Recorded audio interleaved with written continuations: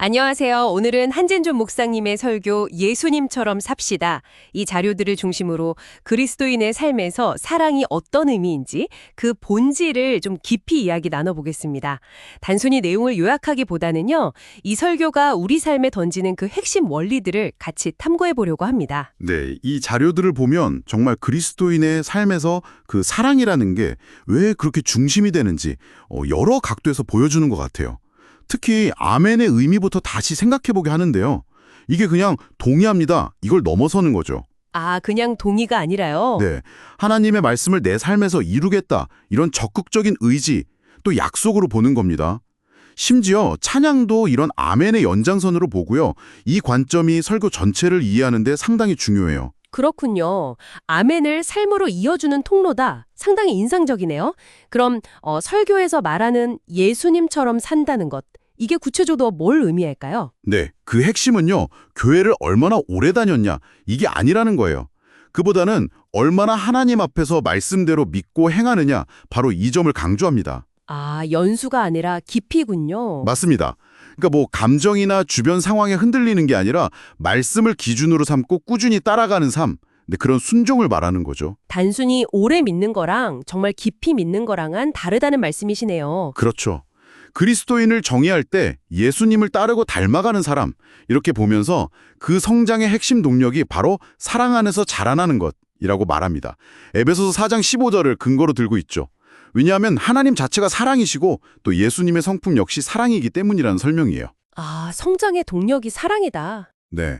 그래서 고린도전서 13장을 인용하면서 아무리 뛰어난 능력이나 은사가 있어도 심지어 희생을 해도 사랑이 없으면 그건 아무것도 아니라고 아주 강하게 이야기합니다. 사랑이 정말 모든 것의 기준이 되는 거군요.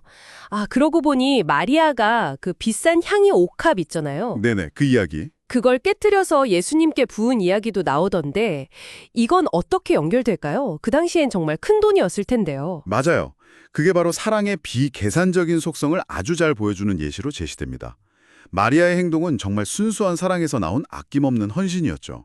그런데 가룟 유다는 그걸 보고 뭐라고 합니까? 아, 계산을 하죠. 네, 300데나리온, 당시 노동자의 거의 1년치 월급인데 이걸로 환산하면서 비판하잖아요.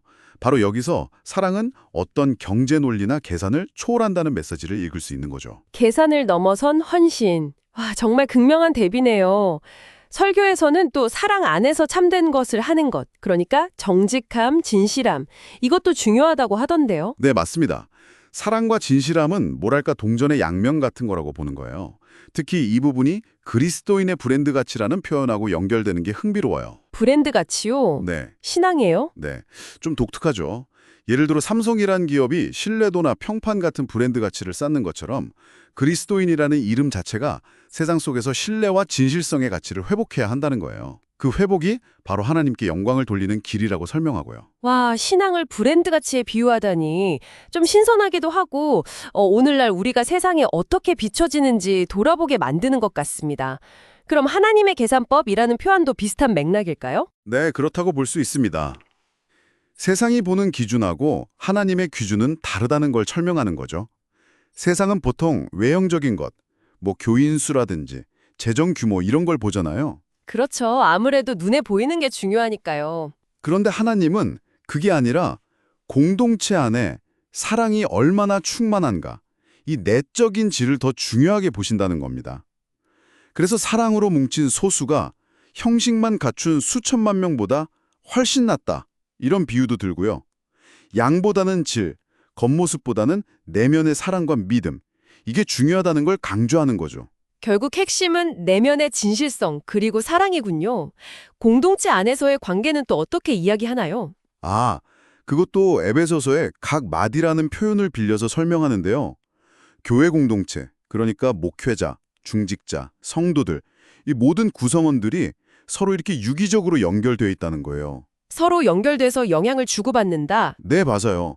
서로 도움을 주고받으면서 함께 성장해야 한다는 점을 강조하죠.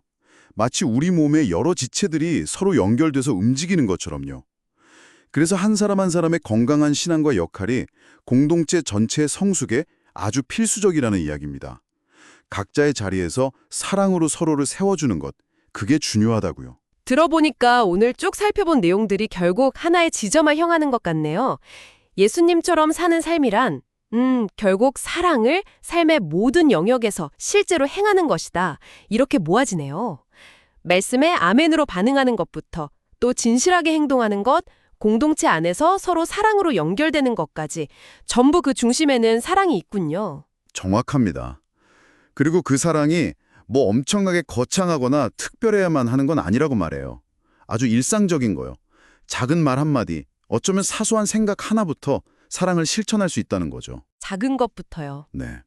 중요한 건 그 동기가 사랑이라면 그렇게 행한 모든 것은 결코 헛되지 않고 영원히 남는다.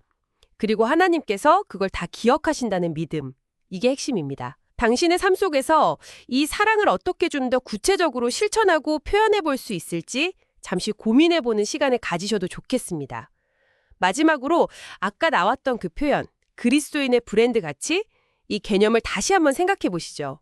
우리의 신앙과 삶이 일치될 때 쌓이는 그 신뢰와 진실성이라는 가치가 오늘날 당신에게는 또 어떤 의미로 다가오는지 깊이 생각해 보시는 계기가 되기를 바랍니다. 14장 21절입니다.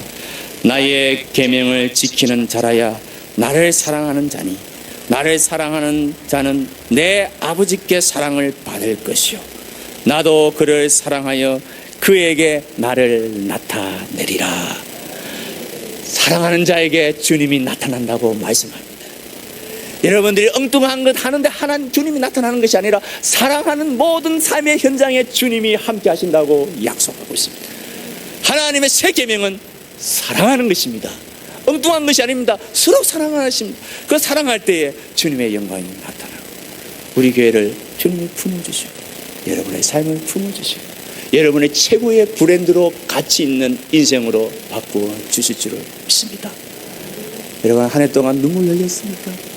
여러분 어디가 아팠습니까? 고난 가운데 있었습니까? 말할 수 없는 그런 어떤 비참한 가운데 있었습니까? 그러나 누구 때문에 아니요. 내가 사랑이 없었음을 고백하시고 내가 이 시간에 주님 사랑으로 변화되기를 원합니다. 그럴 때에 하나님의 영광이 나타나고 여러분의 삶은 가장 하나님께서 가치 있는 브랜드로 세상 그 무엇과도 바꿀 수 없는 브랜드로 바꾸어 주실 줄을 믿습니다. 2010년 예수 닮은 한 해가 되기를 주님의 이름으로 축복드립니다.